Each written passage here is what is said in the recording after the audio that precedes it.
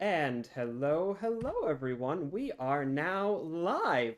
Today we have something a little bit different from usual. I am joined by two very kind individuals from the Brigade of the American Revolution who have agreed to give me a portion of their time this evening to talk a little bit about the organization, talk a little bit about the hobby, and some exciting plans that they have for the upcoming 250th anniversary of all this of the United States, I suppose you could say, of the American War for Independence. The beginning of it all. Today is going to be a little bit of a shorter stream than usual because we really are just here for an interview. This is a very new experience for me. It helps, of course, that I know both of these fine individuals, and so we should be able to have a nice smooth, fun, good conversation together. But I do still feel weirdly nervous because I'm on the spot in a different way than usual. So with that, I'll pass it off to our two guests. Hello, hello, welcome. Thank you so much for joining me. And Dakota, I'll put it off to you right off the bat. Do you want to just explain a little bit about who you are and what you do with the brigade? Sure. Well, thank you for having us officially as like your first interview. That's Uh-huh. like so much pressure. Like I feel like it doesn't we don't want to mess it up for you. They're going to hate it otherwise. So, yeah, my name is Dakota Griffin. I am the National Secretary for the Board of the American Revolution and a board member at large. I also handle the website, the social media, a bunch of different stuff. I got into the hobby probably about 10 years ago coming up, which is amazing. And I love talking a lot about the material culture, and I'm a civilian side of things, right? My primary impression is a camp follower for a Continental Army, the 3rd New Jersey Regiment. And I'm really excited about the 250th. We've got so many great plans kind of on the back end. So it's kind of fun to kind of share what goes on really behind the curtain, because I think a lot of people see the big reenactments and all of like the exciting tacticals, but there is a lot of government work, honestly, and permits and planning that goes behind the Yeah. scenes. And that's really what the brigade and what I've kind of been doing most recently. So excited to kind of share a little bit of that too. Yeah, fantastic. For those, actually, some of you may not be aware, but I myself was on the board of the Brigade of the American Revolution for a few years back when I was more involved with the hobby, and during that time, Miss Griffin is very much the soul of everything technical and communications within the BAR. If you need to, like, if you had a question about the website or about membership and how you pay your membership dues, like all that stuff basically went through her. So she is the BAR in a lot of different ways. And so with that now, to really put the pressure on you, Neil, we'll turn to you. Who are you, sir? You What do got you to be do? Why better. are you here? I am Neil DiMarino. I'm one of the newest board members. I think it's maybe coming up on a year almost Mhm. soon. Um, I'm a board member at large, so I don't hold a officer's position, but I am in the newly appointed CCM coordinator, which stands for the civilian class. So that handles everything that's non-military, Mhm. camp followers, distaff, merchants, artisans, etc. And we're looking to develop a better merchant and artisan following and coterie, basically, so that we Mhm. can offer that in addition to battle scenarios. So we can do a little bit more in education. We're Yeah. looking at different ways to, and that's why I was brought on to look at different ways to bring the BAR to other audiences, not just strictly about reenactments or Mhm. military. So there's just so many other aspects of Yeah. that time period that people don't forget. I mean, that do forget. I started reenacting last century, so it was about 1997. I always like to say that, and then people go, "Wait, what? Last century?" I'm like, "Yeah, 2000 was a change." But things have changed since then, and I want to see us get back to some of those old ways, but also look forward. We have to look forward and engage a newer audience to keep us relevant and to keep us alive to move into the next, century. Yeah, absolutely. And actually on that note, speaking about, the role of the BAR in particular and of umbrella organizations more broadly in keeping the hobby going in all of these different kinds of events and trying to expand the scope of the hobby. Dakota, you mentioned all the politics that goes into it, all the administration and everything. I think a lot of people when they go to a reenactment at, for example, say it's Old Sturbridge Village or Fort Lee or Fort Lawrence in Ohio, any of these sites, whether it's a big, massive thousands of reenactors or just a couple dozen people and a display table, they don't understand everything that goes on behind the scenes. And so if you were to offer just like a very brief sort of summary of, hey, here's what the BAR does and here's why we're important, what would that be?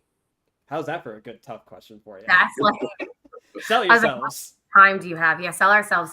I actually think it's kind of funny because I feel like sometimes we do a really good job of selling ourselves to the general public, but we do a worse time of selling ourselves to ourselves, like other reenactors, right? So I think what's really unique about the Brigade is we have a lot of different audiences, right? So we definitely are here primarily to serve our members and our membership who are fellow reenactors who join the Brigade for a variety of reasons.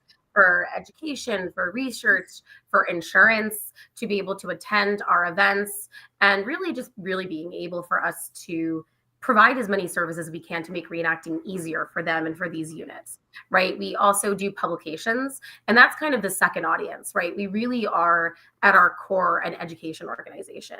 We want to educate people about the 250th. We want to educate people about history just in general, about the Rev War. So we actually have a published academic journal that goes out twice a year. We have couriers, we've got speakers, we've got guest lectures. I mean, one of the things actually, I think, Brandon, when you were on the board, I was so excited. I was like, he can edit videos. I was like, I have so many things. And I was just sending him folders and folders. And he's like, I have a real job. I'm like, I know. Have we considered? And I've been able to do such incredible things like interviewing, really big names in the hobby, and we did some podcasts and really just about making history alive and as much as we can to people, because I think it's just so important. And we talk a lot about the 250th, but I'm really excited beyond the 250th. History is not going to end in 2032 when the last 250th anniversary at Yorktown. Everyone's just trying to make it to the 250th. I'm like, I need to go beyond the 250th, right? It's still going to have value after the 250th anniversary. So I guess just kind of preparing us for what we can do moving forward. Yeah, absolutely. And incidentally, if anyone is interested in the overall mission of the BAR and how they all go about doing so, you will find those links in the description down below. Not only, of course, for the overall website, brigade.org. Feel free to shill that as many times as you can as while we're here. Brigade.org. Go visit. But also for a special event that is going to be a big part of those 250th sort of operations and beyond.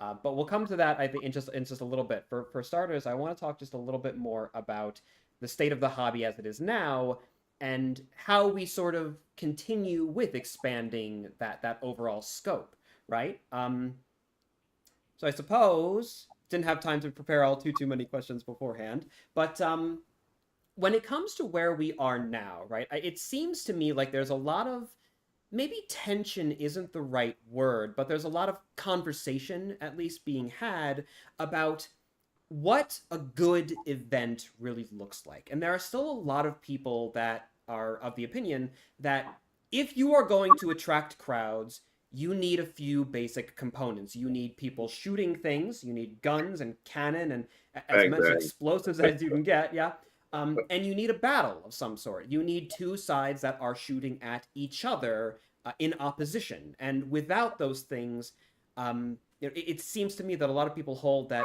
people just won't be interested in the hobby. That was something that I always have sort of taken a contrary position to myself. But I'm curious to know that, especially with our CCM, both of you do have civilian impressions and whatnot.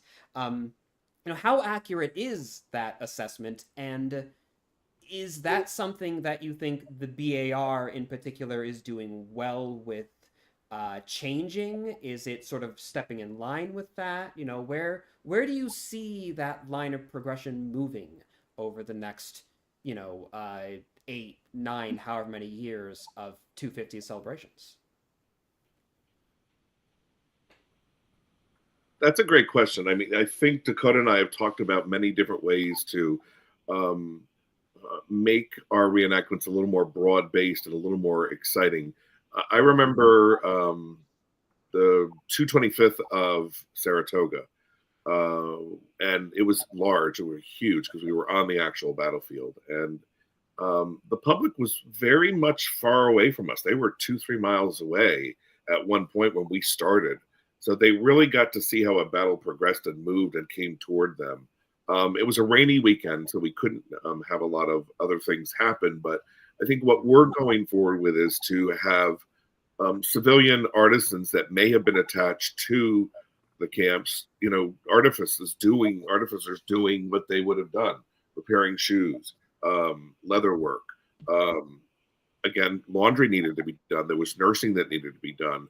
So I think at our last big encampment at Stony Point, there was a wonderful demonstration of laundry being done and how it was laid out in the grass in the sun to bleach after it had been boiled in different things and soap, etc. So I think we're looking to include more of that. I still think the core attendee, we want to call them a core of the public, they're there for the cannons, they're there for the artillery, they're there for the muskets. I think they also love walking through camp and talking to the various peoples in the camp. And that's another point that most of our members are very engaging and talking to the public and educating them. So it's important. And having a big dining fly with all the accoutrement, which is 100% not accurate, is a good learning tool, because we can say, well, look over in that camp and there's what it would really be like with 6 men to a tent and sharing a mess. And but we've got family members that have come out and younger kids, and this sort of kind of bridges that gap. So that always seems to be a point with the progressive people who say, oh, you don't want all those things. But when you've got kids and stuff coming out, you need to work that out. And to me, it's a teaching point. Like I said, that over there is what's traditional. This is not. And it's a good way to point that out. Mm-hmm. And I think, like, to Neil's point, right? Like, there is this divide in the hobby. And I think, like, just a divide, I think, like, in everything that, we are having these ongoing conversations. When you have events, do you want, my understanding, kind of how I've always viewed that is like, look, when I have somebody there, I'm a high school history teacher. So, like, when I have my students locked on, I know I'm going to have them for about, like, 10 minutes. Like, and then I am going to get as much information out there in those 10 minutes as I possibly can. I talk very quick. I'm from New Jersey. It benefits me. So they're like, what is happening? But I think, when a lot of sites view this too, right? When people come through their doors, they're like, we may only have them this one time. I may only have a person going to a reenactment once. So do I want them to, see every possible thing that they could possibly see a dining set that, maybe wouldn't have been there, or see Hessians who may not have been there, or see all of these things, and just whatever piques their interest is what piques their interest? Or do we want it to be a perfect snapshot in history? Right? Exactly how it would have been, exactly the uniforms that were there, exactly the impressions that were there, right? And both are fair options, which I think is why it's very hard. And I really do think that, we are trying to walk that line of, there are going to be some events that we call like the dog and pony shows, right? Like, we are just there to talk to the public and be there and be friendly, warm, welcoming faces. And then there are events where we're doing Eastfield Village is an immersion event. Yep. Where it's going to be a complete immersion weekend, like cell phones. We don't want to see them. We don't want to see anything modern. Yeah. Like, we are activating this village 18th century style, put up or shut up. Like, you're going to be living like this for 48 hours and it's going to suck. And if you want it to, I mean, do you see it? Like, I'm really selling it. Well, a lot of us love it. It's a great thing. That is why I think a lot of people do reenacting, is because they want to experience that sort of historic environment, authentic misery, right? Yeah, we need to find that balance, as Dakota was saying. I mean, there is a major progressive movement out there, which we embrace and we understand, but not everyone has the means to be 100% authentic, and we need to find a way to bridge that.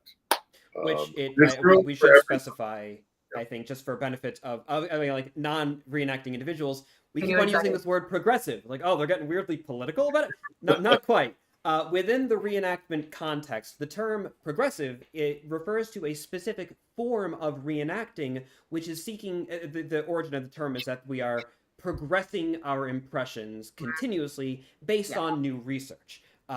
It sort of takes on a more colloquial understanding of the more, you might say, hardcore groups, and I don't mean that in a negative or No. necessarily even a positive way, just a neutral way. But like, for example, a mainstream reenactment organization might have, you know, and by outward appearances, an authentic camp, but then inside the tent they might have like a cooler for just a few like more modern amenities for after the event. Or as Neil said, there might be like a larger like dining setup, so that way they can show the public like, oh, here's how different kinds of people would be eating in the 18th century, even if it's not appropriate for an army camp. Whereas progressive reenacting is much more like Dakota was saying, snapshot of a specific historic environment. You know, on this campaign, this time period, the soldiers would be sleeping outside in wigwams. We're actually going to be sleeping on the straw without any blankets or coats or anything, because Or under a we're going to rub it. harbor or Yeah, something. and obviously different forms of reenactment attract different kinds of individuals, and I think that we can at least all here agree that both of them have their benefits as far as the objective of public education. Both of them have things to offer, and sometimes people can get a little bit too dramatic about all the differences between them. But I think that through all of that, we were touching on a really interesting idea, which is, you know, you both, you know, sort of came to this point independently that as reenactors, we are all there for public education, for public outreach, trying to be friendly and approachable, and to cram as much information in these people as we possibly can before they inevitably flutter away and talk about those weirdos they saw in the woods wearing the strange costumes. To that extent, you know, the reenactor is, like every individual, sort of becomes, through their conversations, I feel we might say, a representative of not only themselves and their unit, of which the distinctions may or may not be apparent to members of the public, but also for the umbrella organization, which they may or may not be representing, and of course the historic site that the event is actually taking place at. I'm sure many people have had impressions of, say, Old Sturbridge Village, not based on what the village actually does, but because of the reenacting weekends and individuals who are otherwise not affiliated with the site at all. And so for lack of a better term, the training, you might say, the education and the I want to say enrichment, like we're a bunch of zoo animals, but that's not. No, go for it. I love it. That's exactly what it is. You know, the enrichment of the reenactment community itself, educating the reenactors so that they can educate the public is, and again, Dakota, you really got into this earlier, it's another core element of what these umbrella organizations are doing. For example, we have things like the schools of instructions, and now, as we're starting to get into it, we have things like conventions and conferences alongside the more traditional you know, regular publications that are sent out to reenactors, and video content and interviews and all these different things. So when it comes to educating reenactors as well as educating the public, where do you think that balance is struck? And are umbrella organizations as a whole doing a good job at that, or is there room for improvement? And if there is room for improvement, where do we need to improve as a wider community and for the BAR specifically? For I'm someone who doing great with the look. I'm pulling For out all someone these who great didn't questions. prepare questions, what is happening? Like, he's just naturally this good. Yeah. Do you want to? I can start, then Neil, if you want to. Go ahead. I've got a few points. Go ahead. Yeah, I mean, I think actually weirdly, I think a lot of that really came home actually during COVID. COVID had such massive implications for the hobby in so many ways. I Because remember. I'm sorry. I don't No, want to go. interrupt too much, but Go just ahead. I remember when COVID was like first happened. It was like March of 2020. I was on a phone call with you and John Lopez. For those uninformed, he's the president of the BAR, the commander, as it were, Grand Poobah, as I call him. And we were having a conversation like, are we like going to start canceling events, or what's going to happen? What's the next year going to look like? And my first year on the BAR board, there were no events to actually have to worry about. So it was a very easy year, but right. And then you became so useful so quickly because you were like, well, we have no way to reach our audience. We got to reach them some way. And that's where our first lecture series actually came from, which was Insights from the 18th Century. I don't know if you remember that. Yeah, So yeah. I remember I, editing that them all at the last possible minute to make sure they could be published on time. so insights from the 18th century was kind of one of the first ones we did in terms of educating the reenactor, and it was awesome because we had John U. Reese talk about African American contributions in the American Revolution. We had Mark Hurwitz talking about the fighting Jews of the American Revolution beyond Chaim Solomon and kind of the Jewish population, and then we had Daniel Say was able to do one about Asians, excuse me, in the 18th century just in general. We had Drew Shaptar Avi, who's incredible, talking about the Algonquians and really just kind of what we called insights, kind of looking at people groups that have been underrepresented. And, back to that earlier question, like, do have the audience change? Does the audience want just the big gun show and then nothing? And I think it was during COVID, we saw that shift where people was like, actually, wait, tell us more about these people, because honestly, we couldn't do those big shows. So it was like, we have to meet people where they are, which is at home, right? And we were able to do all of these kind of fun, incredible lectures about groups that really hadn't been able to have that much of a say, right? Or we really hadn't had much of an ability to focus on. And really that's where I was like harassing Brandon. I was like, I need you. Please do this. We have to film this. Like, we were all kind of navigating this new digital era, right? As it were. That's my teaching buzz phrase. As we navigate our new digital era, right? Like, as we all did that, it really highlighted something really important about our jobs, which is, yes, absolutely to educate the public, but also to educate the reenactor. And I think as times are as they continue to be, people want to know about those groups that haven't traditionally been represented. And I can vouch as a high school history teacher, things have gotten a lot better when it comes to history textbooks, but there's still a lot that's not covered just because we can't. So I really enjoy the fact that, while not every single person, the general public, as it were, is going to be able to walk away knowing the intricacies of the 18th century gingerbread culture.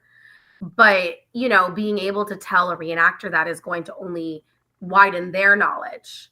And that gives them a fun fact to connect to somebody in some weird way, whether it's through baking or, even recently, Gregory Starachi of a unit in the South in the Brigade of Guards in Virginia, he started doing 18th century cricket.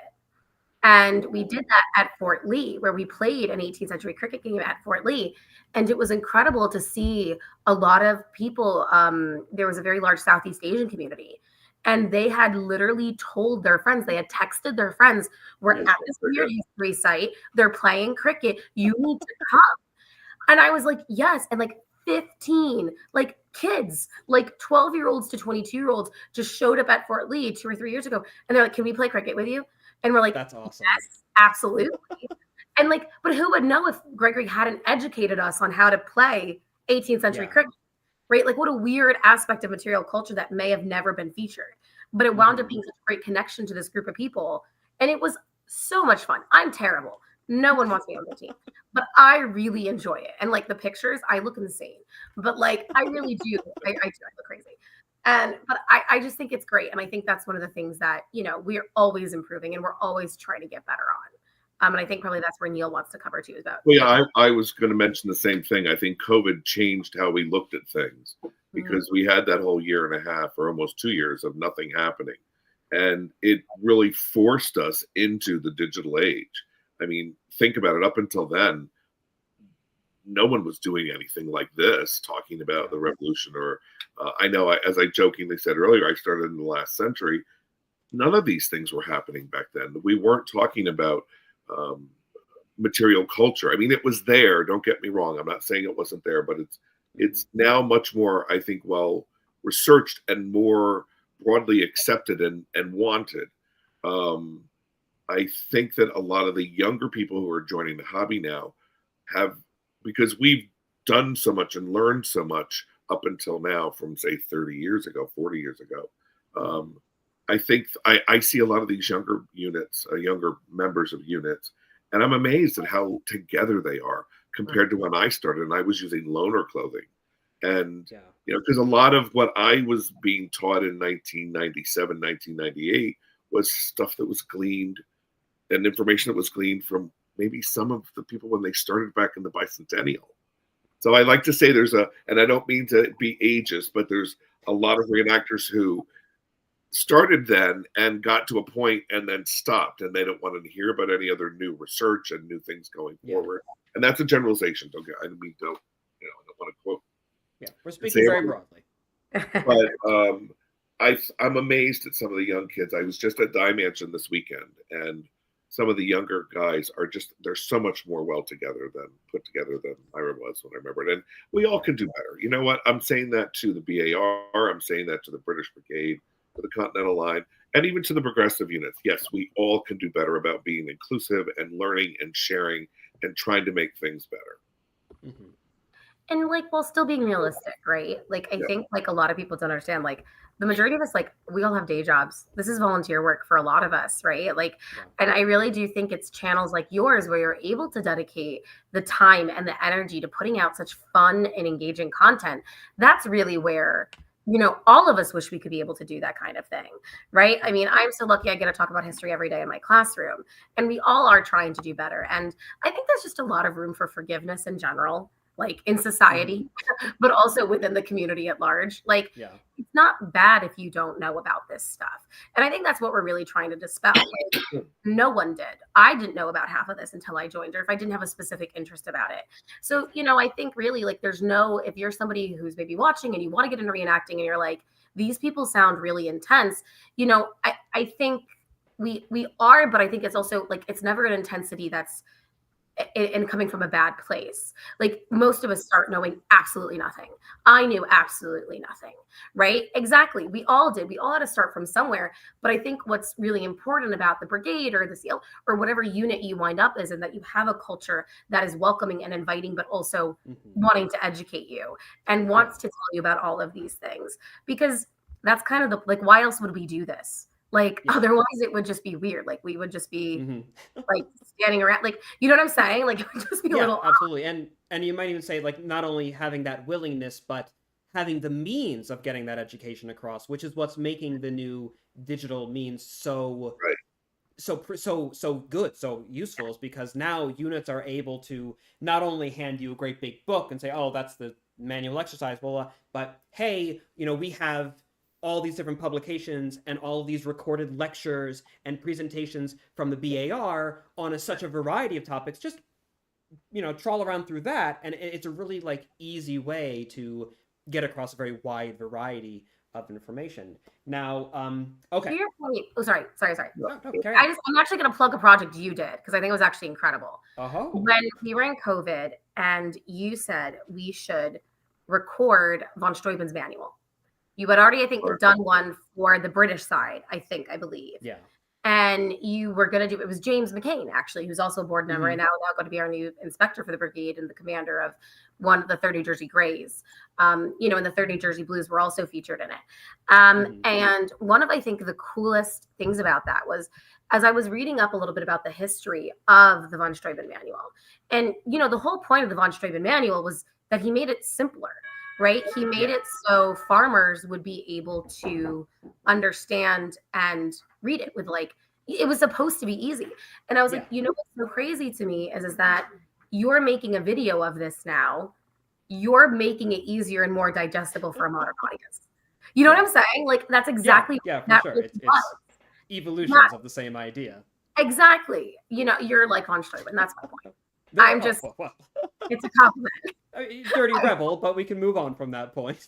Okay, well, so if you're going to be complimentary towards me, then I suppose we can finally move on to the real meat of the reason why we are actually here today, which is that the BAR is preparing, well, I should hope mostly prepared by now, but is about to unveil the newest iteration, we might say, of these of these educational efforts, both for the public at large and also, perhaps most vitally, for the reenactment community themselves, both in person and, of course, digital, for any of those who are watching and listening.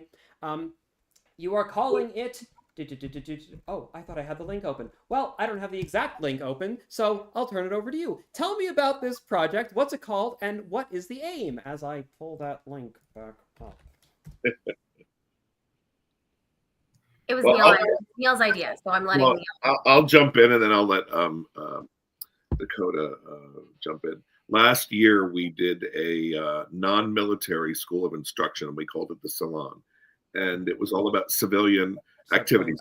School of Instruction is basically like a convention for reenactors. Yep. Everyone goes to one location. There are guest speakers, there are lectures, there are displays, things like. So imagine like a Yeah, reenactment for reenactors. yep, and they Got it. practice drilling, military drill. We talk about clothing, etc. This was an all civilian based. So we had cricket being talked about. We had I did some 18th century in country dancing lessons, and we learned some things, and we had a few others. And there was one presentation by a lady who's based in Albany area, sorry, Albany, Saratoga area, who we had a really great conversation about midwifery in the 18th century. And I'm sitting there thinking, this is a program. We need to come up with a program about women's involvement in the military end of medical, as well as regular medical and midwifery, et cetera. And then Dakota and I just started running with this program, and it really fell together quickly, I have to say. We made a decision first off she said, if you wanted anyone, who would you want? And the first thing out of my mouth was the woman who I'm very glad that she's joining us, because she introduced me to material culture, basically, is Professor Laurel Thatcher Ulrich, who wrote many wonderful books in the mid 1990s. The main one that we're going to be talking about is The Midwife's Tale, where she introduces us to Martha Ballard, an obscure woman that none of us would have known about had Professor not found her diary in the Maine State Archives, and then started going through it. So we kind of ran with it from that standpoint, and we were lucky during the planning that a wonderful person came forward from the Deborah Najecki Foundation and said, I really want to fund something that deals with women's issues in the Revolutionary period. And it all just was kismet. And I'll let Dakota take it from there. Yeah, I mean, I think the actual title of the conference is no, okay. I've been saying it so many times. It's Health and Heritage, Women's Health and Medicine in the 18th Century. So basically the idea to do something that was just medical based was actually really cool, because I think medicine is such a part of everybody's life. Everybody's health affects every single person, right? And, especially when we talk about today, even not politically, but there are conversations ongoing about health and taking care of yourself and the food and all of it, right? Like health is something that has always been a political constant. It's been a social constant, even to an extent, it's an economic constant, right? It is always something that is in our lives. And kind of crazily, I had gotten off last year that I had personally been struggling with some health issues, and just kind of navigating what it was like to be a woman today, struggling with health issues, and just kind of the support and the access that I was lucky and privileged enough to have access to living in Bergen County, New Jersey, the Mount Sinai, like all of the best hospitals are a 20-minute drive from me, right? What would it have been like to have these kinds of questions about what I was going through health-wise, but not have these resources, right? Not be able to go and go to a doctor and see a 3D scan of my baby, or, be pregnant at a time when, there wasn't even that much technology. The local midwife was all you really had. So I think it was incredible. And, Dr. Laurel Thatcher Ulrich, she's in her 80s now and she's wonderful. But actually, people don't really realize, but if you've ever heard the phrase, a well-behaved woman seldom make history, she actually coined that phrase. It's been misattributed to many people, but she's actually the one that created it. Because, really kind of talking about how societal constructs, there have always been people who have been trying to make change in ways. It's just they're not always the loudest voices that get remembered. So really, I think for me, this conference is an ode to those women who, we've got some amazing presenters lined up. Abigail Cooper, who's going to be talking about women in bondage and how, enslavement affected women and their birthing and things like that. And we've got Susan Brandt talking about how women played a really large role in politics in terms of health. And you had Abigail Adams, inoculating her children against smallpox, and what a huge political statement that was for her to do without her husband's permission. Her husband was in Philly. He did it like John, like the letter, he was like, you did what? Yeah. Said, don't worry about it. We're fine. I knew we'd be fine. Now the whole church is inoculated. You happy? Like, it was just incredible. It was, what a great moment. And, Andrea Ackerman's going to be talking about nursing and the role that nurses played. And William Mose Weaver is an incredible food historian who's going to be talking about how everyone had kind of a medical garden that was growing. And, it's really important, I think. And we've got some talking about smallpox evacuations. So, I mean, I'm really excited for it. I think the turnout's been great. We've already sold out in-person tickets, which is like humble brag a little, which is really exciting. But we really want people to join us virtually just because I think it's going to be so much fun. I think it's really important knowledge to share. Yeah. So also the original midwife that I spoke to is Ann Clothier. She's going to be talking about how midwives actually advertised in newspapers, and she's researched 2 different midwives that she's going to talk about. And then Donna Beal is also going to talk about nursing at the Pennsylvania Hospital. And she has a wonderful display of smallpox that actually came from an 18th century set that it shows how it starts and how it progresses and what it ends up with. So very firsthand, very direct. Yeah. And we're, as Dakota mentioned, we have 125 in person, and right now we're at about 77 or more virtual. So we've got a large, and this is half and half. There's a lot of Brigade members, but a lot of non-Brigade members. So what a great way to engage a whole nother audience into what we're talking about and what we want to educate on. So we're going to be showing A Midwife's Tale, the movie, on Sunday morning, and the executive producer and writer, Lori Kahn, has been very gracious to say she's coming down from Boston, and she's going to join after we show the movie and talk about how it was to produce that movie. And it's an interesting point that when they were producing this movie, which was 1991, I think they started a little earlier, that nobody wanted to produce a documentary on women's history. They didn't care about it. And Lori talks about how she was pressured to put a well-known name into it so it could sell. And they fought back and said, no, we don't want a well-known actor or actresses in this. And that she went out and formed her own production company and raised the money herself to produce this. So I think it's amazing that it's a really woman-based and driven thing that we kind of based on. And then next year we're talking about, we're already planning 2 years out for the next one. And we're going to talk about, we're using the working title of Founding Mothers, and how it played a crucial role in supporting the American cause, even though they weren't out on the battlefield. They stayed behind and managed their husbands' farms and plantations and businesses. And I mean, think about Abigail Adams, who basically, I think, probably touched every letter or anything that he wrote. I think he ran through her. She was a brilliant woman and very smart. And Mercy Otis Warren too. Mercy Warren. So and we've got quite a few people we're lining up to talk about. That's fantastic. Now, before we carry on that same note, as we've said before, this whole thing was kind of hodgepodge last minute.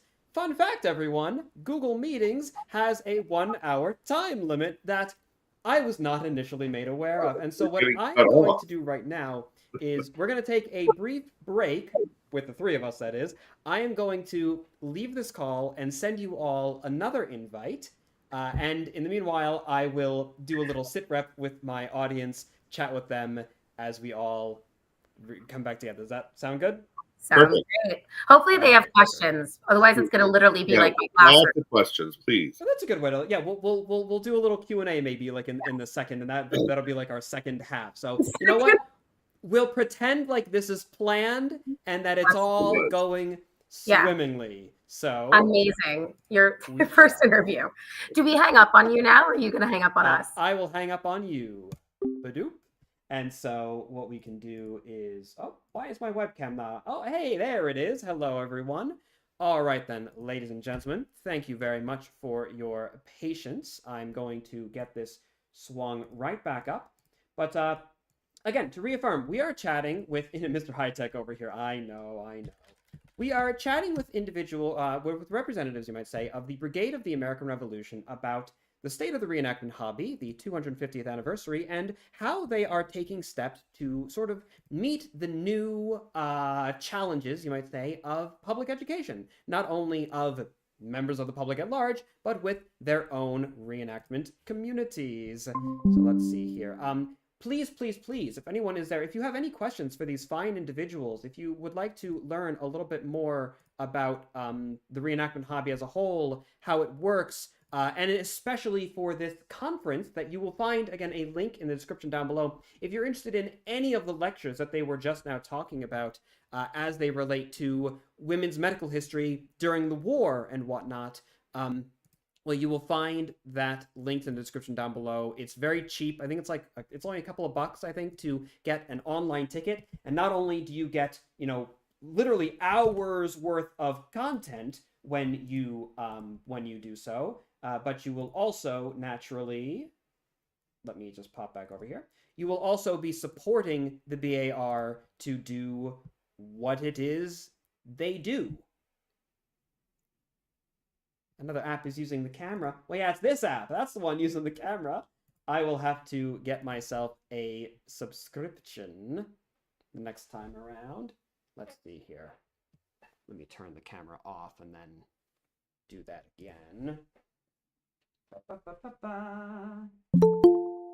Can do that, and then we'll do that, and then we'll click there.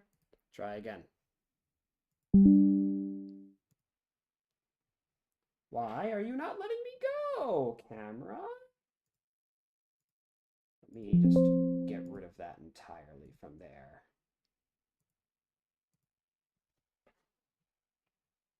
That is not...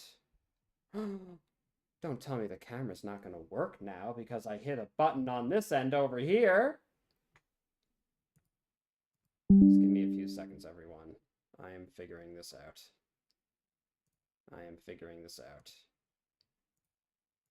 Can I change which camera is used? Let's just pretend that it's this one. Oh, because it's even being used there as well. Oh, terrible. Terrible. How do I disable it on stream? My goodness me. Streamlabs, you're betraying me. You're betraying me at such a moment of truth or something like that. I don't know. Game, we'll just... Oh, hi there. Just a little webcam there. I'll remove that one. Remove that one. Will that work for me now then? Let's try it again. During this whole time, you may use the time to come up with delightful, amazing, good questions for these generous individuals. My goodness me. Well, I will continue trying to make it work while we do this. Hello, everyone. Welcome back. I do apologize. My webcam decided to die on me. I'm trying to figure out how to make that I've work. been watching you panic on the live stream. I'm like, Yep, oh no. My. We can just talk while you figure it out. I'm not sure if your audience is gonna like that, but I've no, that's what I figured would be for the best. That was good. So the conference, super exciting. It is $10, right? You can see it online. You can go to brigade.org/health-conference. Thank you, Brandon, for putting that in the link, which is super exciting. Yeah, one of the reasons why I think it's actually really cool is that it is $10. And the reason why, as Neil touched on a little bit earlier, is that Roy Najecki, who is has been a Brigade member for a long time. He's held a lot of BR positions. His wife, Deborah, actually, who unfortunately passed away, was very much into material culture and was very much into women in the 18th century. And really, in order to honor her, and her love for history and her love for women in the 18th century, just in general, he basically, in large part, funded the majority of this, right? Because one of the things we always want to do is support researchers and pay them justly for their time and, just coordinating. I mean, we have people, one of our presenters, Susan, she's wonderful. She's flying from Colorado. We've got people, so obviously just helping with train arrangements. So your $10 is really going just to cover actually us upgrading our video equipment, because we want to make sure that, if you're joining us virtually, you can hear and see us. For a very long time, we were relying on Brandon's microphone that attached to his iPhone and his own cameras. So it's nice to be able to invest in our own equipment. But yeah, you can see all of that on brigade.org, and it should link to the virtual ticket site, which you get, and you'll be getting those links Simple Tix doesn't let you just pay for a weekend, which is a little weird. So if you pay for one day, you get the whole 2 days of content. And if you can't attend live, that's okay. They will be recorded and posted on a site, and you'll get that link for up to a month afterwards. So you can be able to access that content for up to a month after, which I actually think is kind of cool. And the endowment kind of fits into the fellowship, which I'll let you ask us about, like, as a really good lead-in. You can ask us about what that is. I was hoping it would be up by then, but maybe not. Yeah, no, that's unfortunately, it's just I think because I am currently live streaming, it refuses to understand that the camera's not being used by that, and for the life of me, I cannot figure out how I can reroute that. But alas, we can look at both of your lovely faces during all this. Maybe Dakota's. This is something for me to figure out for in the future. To be sure, I'll pull up a picture of myself in the meanwhile. It's good to know. Another thing on Sunday morning when we show with the virtual end of it, we're not going to be able to show the live stream the film, which is an hour and 20 minutes. Which we're going to start around 9:30, 10-ish. We're going to try. And then we'll do a Q&A afterwards. And Professor Ulrich has wonderfully said she's going to join in on that. So she's spending the weekend with us, and she'll be on the stage with Lori to answer questions about research and making of A Midwife's Tale. Yeah. And too, I think like a really great conversation with a gentleman actually who was like, women in health and history. He's like, you're just going to be talking about childbirth the whole weekend. He's like, so I'm good. And I'm like, no, it's not just about women's health specifically. It was about the role women played in health for everybody, right? So like Andy's going to be talking about nursing and really like how nurses dealt with a lot of the injuries soldiers got from battle, and having like the ideas of like lead poisoning when you've got like a bullet going into you, and how entry wounds were small but exit wounds were actually much larger because oftentimes the bullet shattered. Donna's got smallpox inoculation, which Washington famously mandates that his men get inoculated from smallpox, right? That his army, and he saves countless of lives. So she's got a really cool display about that. So it's not just focused on women giving birth. It's about all of women's roles. And William Mose Weaver is going to talk about his recently revised translation of the Sauer's herbal remedies, which was where a lot of people turned to and I think the herbal remedies was published in installments, and it starts, I believe, in the 1740s and moves up into the 1760s. And talks about different medical uses for herbs and plants, etc. And his group is going to be bringing on Sunday seeds for sale that are heirloom seeds that coordinate to his presentation and what medicinal things were grown during the period. And it's funny, a lot of things in that period are now the basis of modern medicine and things that we use nowadays. So it's not just about women giving birth. Yeah. And he bought a ticket, so clearly my pitch convinced him. Yeah. So that was I suppose what we might say, as I am still just sort of, I replaced myself with a still picture of myself, so at least there's something for people to look at. There is far more of interest to this than just what you might think by looking at the tin, and even if you are explicitly and solely interested in military history, you will find a great deal of value with this particular program. And I think that's really, if there's going to be any one major takeaway from everything that we've talked about here today, it's that regardless of what the information is, learning about the 18th century as a whole is going to be beneficial to you as a reenactor, because you'll always be surprised where that information can take you, whether it's learning about how women were involved in delivering health care to individuals during the time period, or whether it's learning, about the game of cricket in the 18th century and how it was played.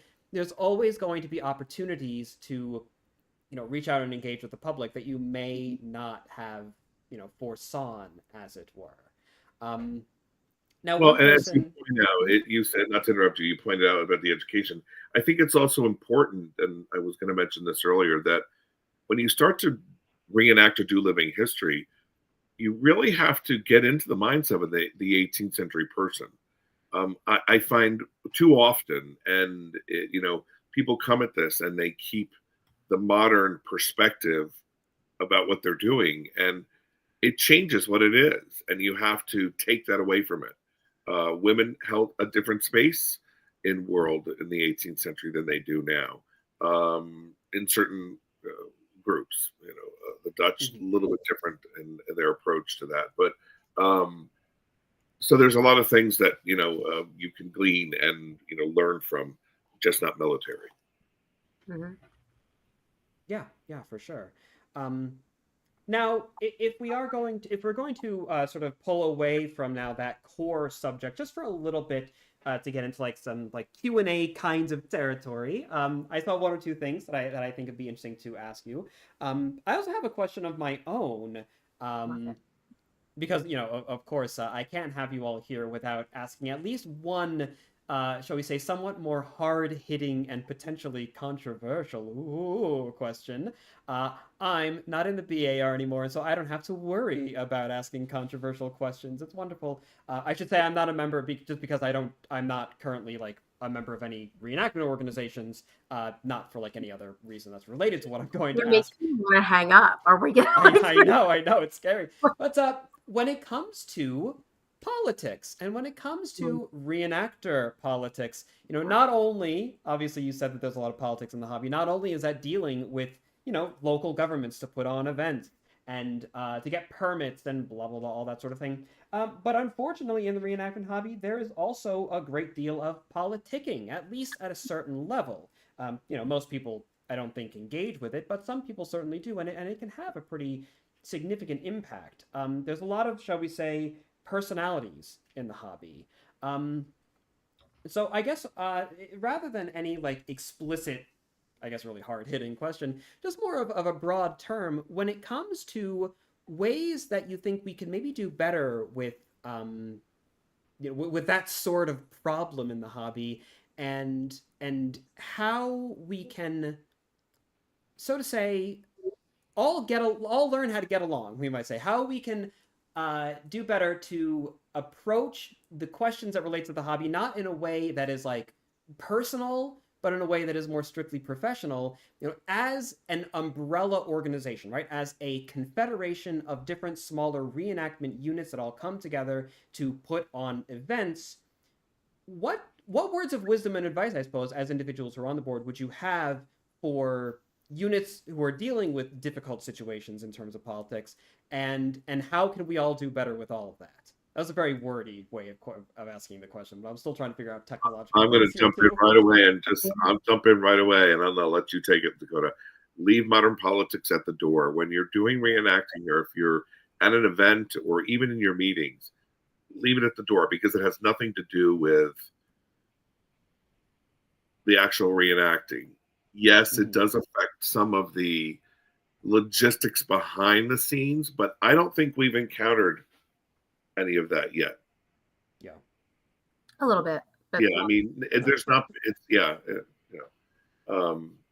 I was going to say, I'm so glad you asked, because Neil has a list of people he would like to right now say that he knows. I can't. That's, Brandon, you're off the board. I'm on the board now, so I now have to. Scott. He has a list of people that he would like to address. Even beyond like partisan, who's in Congress kinds of politics. I mean, as well, like inter-unit politics. When it comes to, Unit A, they said that I could be in charge of this event, but now Unit B is the one going to be in charge of the event, and things like that, right? That really, when you're looking at it in the big picture, feel like they maybe don't matter, but when people are involved, well, there's people always, get personal about it, right? Yeah. Yeah, I mean, and I think that's the issue, right? Is people do take this very personally. I think one of the biggest, I think it's kind of a twofold question, right? And I think a lot of that is like there's a societal question, but I really do think that the biggest enemy that society is facing is apathy, right? Like I don't think it's anything other than not caring. And when you don't care about something, I think it can really cause a lot of society. Like, I think that's how societies crumble, quite frankly. And like, not to get like all history teacher, but Mhm. I really do. So I think to some extent is to reframing those big personalities instead of trying to have them cause conflict. I really try to reframe this as, this is somebody who is deeply passionate. And that is something that I will always appreciate. And do I agree with their points sometimes, whether it's about hobbies or how we should do this or how we should do that? No, absolutely not. But I am going to agree with the fact that at least thank God they care about something. Mhm. And I think there is, sometimes, in society in general, there can be like ageism or things like that. But I think, we can keep focusing on the why we do this, like focus on your why and Mhm. and that we do this to educate the public. And if we disagree on how to do that, that's fine. But at the end of the day, the way I choose to reenact is no better or worse than how you choose to reenact. Right. And I think if we can all accept that one truth, and I think we all can, right, then I think we're all in a better spot. Because my choice to, do this level of reenacting or, to not do this level of reenacting or, quite frankly, and this is something I talk about, or I've had comments about is sometimes like I've got bad acne. And sometimes when I go out reenacting, I don't want that on full display to the public, especially when there's cameras and I'm going to be in people's photo albums. So yeah, I'm going to put some foundation on. That Yeah. is to some people and very passionate about it. No makeup, only 18th century makeup. And they're super passionate about it. And I totally recognize and understand their importance of that. But I also really understand and recognize I'm a teacher.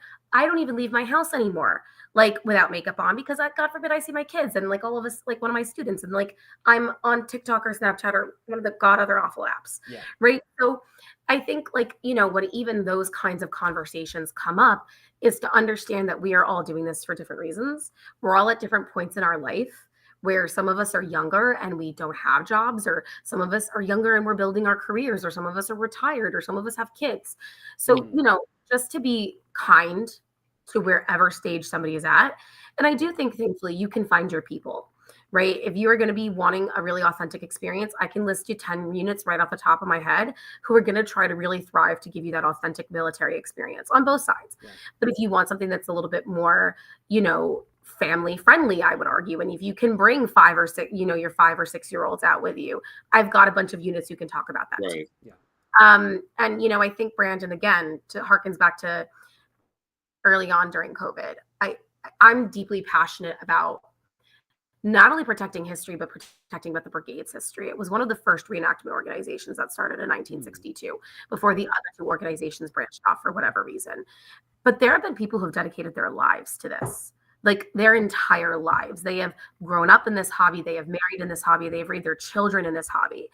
And there has to be a level of respect for that, I think, Yeah. because I don't think I've done anything that long or plan to, right? Like, I think that's a Yeah. very different mindset. And I remember when we had filmed a commercial for the Brigade, it was kind of like the first big video project you and I did together, Brandon. Yeah. It was this whole Yeah. I commercial remember about what well. the Brigade is and who the Brigade is and all of that. It was like this kind of like commercial, and we aired it at Fort Lee. And I'll never forget it, but there was a lovely gentleman, Jack Clicks of the Second New York, who has now since passed, um, who came up to me and was crying and said, "You know what? You guys got it." He's like, "This is what I want to be remembered." So, in so many ways, the younger generation, we are shepherding this legacy, and we are here because people cared before us. So I just think that was like a long rambling response, but I hope it made somewhat sense. No, I But think so. It gets after yeah, the humanity that's behind it all, right? And that's what we yeah, need to remember, even when things seem to get heated. I think that's just a good life lesson in general. So no, I appreciate the long rambling answer, and trust me, if I was going to scorn anyone for a long rambling answer, uh, I'm in the wrong career path. Just to give you a little heads up as well, just so you know, you two are not able to see me, but now people on the stream are able to see me. I was able to find an yay. Oh, good. I was able Good. to duct tape together a solution Good. for all of that. Um, So you can be making faces at us and just being like, nah, like that ain't exactly. it. Okay. This was a secret plan Um, all along. Were there any exactly. other questions from Yeah, people? so this one is going to be a pretty dramatic tilt away from everything that we've Oh, been talking okay. about. But I think it's more of like a material on the ground kind of question, which is helpful. Ooh, I Um, like it. someone asked about settlers and how It seems like the hobby, at least they put forward, that they feel the hobby is going through a little bit of a difficult spot as far as sutlers and merchants and artisans and craftspeople not having enough of them, and not being able to attend enough events, and maybe even not having enough space for them at events. Do Right. you agree? Do you think that that is a problem that the Um, community is facing right now? And I'm again, jump, if so, what do we do about that? I'm gonna jump in and then I'm gonna let Neil take it. But Neil was very humble in his introduction of himself. So Neil, when he made the shift to material culture, he founded the Georgian Kitchen, which is an 18th century food focused, basically food historians. And the amount of work of reproducing 18th century recipes, check out his Facebook page, The Georgian Kitchen. It is incredible. These 18th century gingerbread molds that he did, the desserts he did, translating 18th century recipes, doing all entirely 18th century stuff. He is the name for food history. Like he really is. And he's very humble about it, but he's done free presentations for the brigade. And I always remember saying to myself when I met him, God, I don't even know. I suppose 2019 Stony Point, I think, was the first time you Yeah. recognized who I was and put a name to a face. I think we had worked briefly at Eastfield prior, like for that one time in 2018. But I just remember saying to myself, if I can get him on the board, we can do stuff. So not only was the Georgian Kitchen truly though, and I mean, whenever we put him on the docket for like presentations, people would come. I knew that like he was a Yeah. name, and he does Tempest in a teapot. He sells teas. He is a sutler. He's incredible. And now he's shifted more to the Georgian beauty. Lady Augustus trinkets, which is also incredible, where he does these amazing 18th century jewelry I have like in my drawer that I wear every day and get compliments on, but also really 18th century lip salve and like more of like the beauty type stuff. So I'll stop talking, but Neil was being very humble. So if you want to check out an amazing sutler, he's your guy, the Georgian Kitchen on Facebook. And I'm I not went doing ahead and linked it in the chat for Yeah, everyone thank to you, to thank see. you. and I'm not doing this for any other reason than he needs to bake me gingerbread cookies. That's fair. Like That's fair. I, That's understandable. I have been harassing him about these ever since I first tried them in Oh, 2020. goodness. I've had no cookies. There's been nothing given. Come on, Eventually, Neil. when we have time, when I have time. But we're in a strange position now in regards to sutlers and merchants. Mhm. And I should say we should call them merchants, because sutlering in the 18th century was a different um, term. It mainly meant people who were selling to the army, Oh, and okay. selling things, foodstuffs to the army where the army camped and when they weren't Yeah. taking things from farmers, etc. Okay. So we're trying to change that word and kind of get the word merchant slash sutler involved. A Okay. lot of the older sutler, excuse me, have aged out and have retired, or people have Yeah. died and things have changed. But there's a whole new crop out there that have really. I go to many different events from Boston all the way down to Virginia and South Carolina, and I'm Mhm. slowly but surely finding a lot of new people. Sycamore Spring is a great group of young ladies from Ohio that does 18th century and 19th century clothing, and it's nice to see this new crop of historically informed who want to make it as best as they can with what we have available to us. And Yeah. there are others out there, and I'm not going to mention names, that are mass retailers of the Yeah. hobby. And I'm not going to name any names. And they have their place. Don't get me wrong. For the general public that just wants to buy, or even a starting reenactor, it's a good place to start. But you take those, say you buy something from someone. 18th century clothing was made to your body most of the time. Everyone had clothing made to their body. So Mhm. used clothing was sold, but it was then tailored down to fit you. So if you want to buy something that's ready made, great, do it. But learn how to, or have someone then cut it down to fit you better. So it's not, we Yeah. always joke about the baggy knees of the breeches, and breeches, the button being the button closure being mid calf, and things of that nature. So we're trying to change that, and I really want to get us a good list of people. The problem is trying to get everyone together to go to reenactments, and everyone's doing so many events that trying Yeah. to get that group together. So Mhm. there are some great people out there, and I'm applauding a lot of the younger people who have started because they're really doing So a great. it seems like what you're saying is that the problem is not a lack of talent or enthusiasm, which is out there in spades. It's more just logistically getting people to the events, getting the names out there, connecting everyone, things like that. Yeah. And Which, also yeah, which is logistically understandable. dealing with foreign markets. So a lot of this stuff, I know Mm, Petroselli, for example, the muskets, this was a big thing. It's made in Italy. And for yeah, a very long time, due to the prices of containers, they're not shipping to the United States until they have a full container full because right. they can't ship the containers back. So, you know, there's been issues like that, or there's been, you know, issues with tariffs, there's been issues with taxes, and things have just gotten much more expensive, or things are just not being made the same way anymore. Or, Yeah, you know, people unfortunately, Irv Chance is one of the like, or I'm sorry, not Irv. There's like, you know, Jack Clicks was a guns, he was amazing at guns, but making guns. Like there was just people who unfortunately are dying out, like you said. So one of the thing I think the brigade, thankfully, we are trying to get ahead of this a little bit. I don't think it's as it may get worse before it gets better. I'm hoping that's not the case. yeah, But you know, we are trying to talk about like how can we subsidize people. You know, one of the yeah, civilian things is can we start helping people by doing an apprenticeship program? People who are okay, amazing gunsmiths, can they take on somebody who's in their 20s who can go and learn from them? And is there a way like through the Founders Fellowship, which is actually our newest grant opportunity that you can apply for, that we can help fund that apprenticeship or we can connect that apprenticeship somehow. right. You know, so John, the president, has been actually really looking into things like that. Like, how can we Mhm. help people get their access to reenactment goods, especially at a time when foreign markets are maybe not always that reliable, Yeah, unfortunately, yeah. just due to whatever world political situation there is. Yeah, for sure. And so that is a wonderful transition.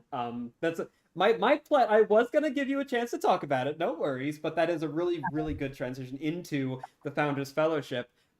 Again, more opportunities for the BAR to sort of expand its operation, expand its value offer, as it were. What is the Founders Fellowship? Go into a little bit more detail about that. What started it? How did it begin? Where is it going? And of course, if people are interested, how could they get in on that if applicable? Yeah. Founders Fellowship was kind of a passion project I took over. It was something I was very, very passionate about when I came to the board. It had been originally created, or the idea had originally been created several years ago by a wonderful gentleman, Steve Adolowski, and then it was kind of taken over by Norm Damaris, and then it kind of wound up in my lap when I came to the board. It was always in train on the board minutes for years, in train, like we're still Yeah, discussing it. And I was like, it was always there. It was like in yeah, train. No, we need to do it. So, you know, I went ahead, I did a lot of the legwork. I thankfully have an education background, so I knew what it was like to do grants and proposals and things like that. yeah. And we launched it, and it was really, really wonderful to see it embraced. We selected two recipients last year, Katie Flouts and Blake McCready, who both had fascinating dissertations. They both do it from an academic perspective. They were both getting their master's theses. I'm sorry, Hmm. Katie was getting her master's and Blake was getting hers doctorates.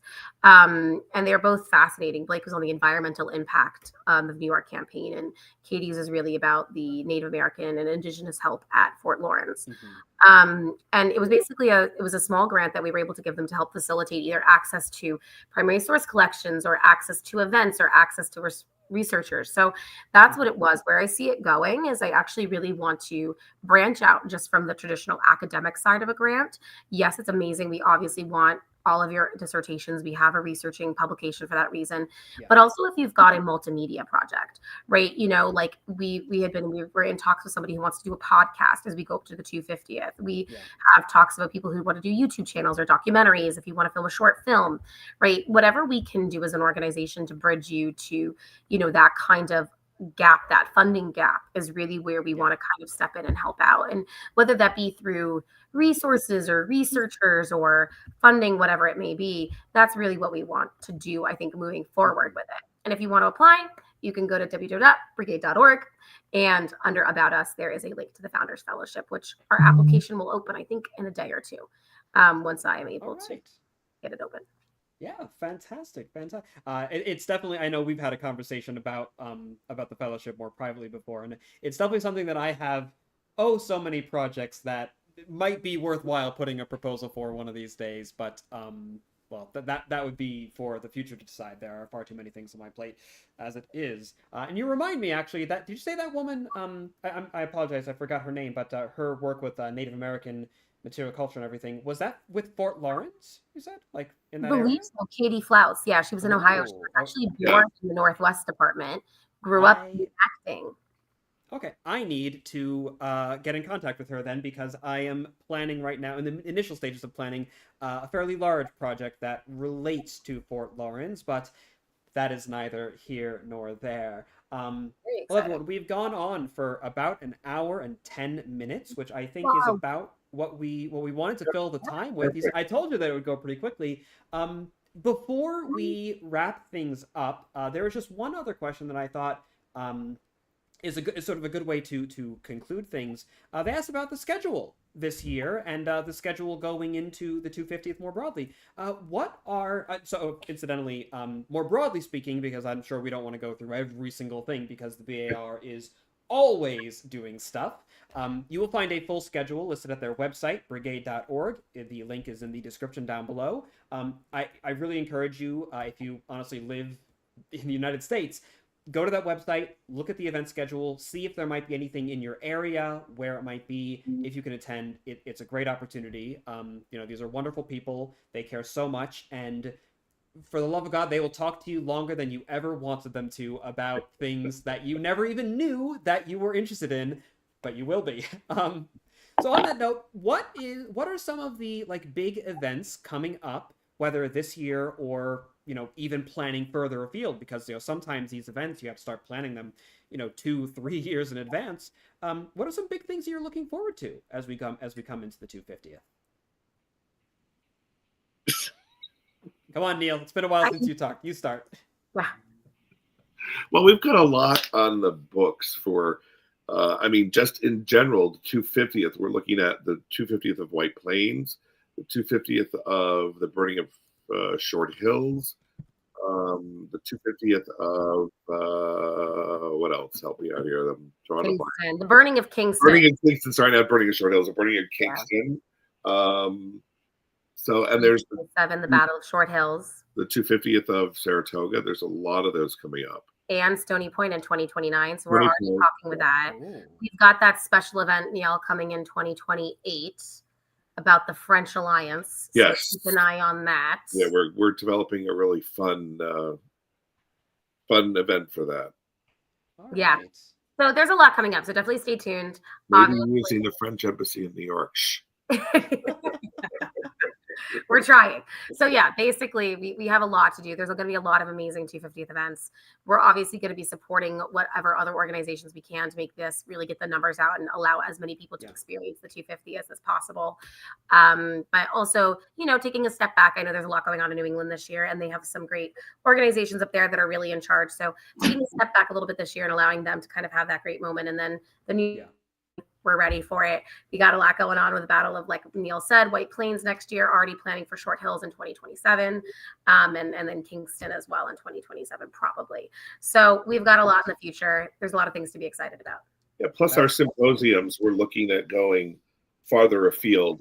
That's one of the criticisms, and that's something where we want to work on, that we don't go down south anymore. Or we don't go up to the Northeast or up to New England. So we're thinking now for the next year's women's symposium, as we'll generally call it, or founding mothers, we may be going up toward Boston to host that. Okay. And what about the other one that we should also hit the other conference that may be happening next year? Oh, you can mention that, but I'm also looking at trying to develop something in the southern tier with Stratford Hall Plantation. So, we've got some, but you can mention the other thing. And next year, we've been taking this great formula for the Women's Symposium, and people have really embraced it. And we're hoping to do something with a working title, Redcoats and Resistance, the Invasion of New York. Ooh. And likely will be in the West Point area of New York. So that's going to be happening probably early April of next year. All right. Fantastic. Well, again, everyone, let that be a great indicator of how hard these people work, first of all, because these events are going out years into the future. We are talking national scale, right? Trying to go all up and down the coast and whatnot. the BAR is technically an international organization. There are member units in We Canada and go to whatnot as Canada. well. We go to Canada also. St. Yep, Augustine. yep. So, it's all a big deal. Again, if you are interested in anything that you heard about today, brigade.org, go check it out. It's an easy website to remember. And of course, there is the Health and Heritage Symposium Conference Lecture Series, whatever you want to refer to it, that is going to be all digitally recorded. It is going to be hours of amazing content that is available to you for a very, very low price. I believe you said $10 Mm-hmm. for a digital ticket. That is also linked down below. Please do go check it out. When you support that event, you are not only supporting your own education, you are supporting a wonderful organization that has been around for, 60 plus years now, and filled with amazing volunteers who, again, really dedicate their lives to this kind of stuff. So, with that, are there any concluding notes that either of you want to hit on before we say farewell? No, just a thank you to you. And Thank you. Thank you. I mean, Absolutely. I think his channel is really impressive, guys. For those of us who are Yeah. still stuck around to watch, I think he's always been a name that I reference when we talk about somebody who's really done a good job of marrying the 18th century and the military history with making it translatable to a YouTube audience. So I think what you do is really important as well. And obviously, however we can partner together in the future, you guys will be seeing a little bit more about the brigade, or maybe less of us, whatever works for you. So it'll depend on words. I appreciate that. I appreciate that. Well, to everyone watching, thank you so much for being here. To our lovely guests, Dakota, thank you. Neil, thank you so Thank much, you, everyone. Brandon. And Yeah. we will see you all. Well, you will see them on the field at whatever event you attend next, and you'll see me somewhere around on the internet. Thank you all. And until next time, au revoir, farewell, adieu, and bye-bye. I'll hit mute, and then you'll see me go away. It's all cattywampus. Bye!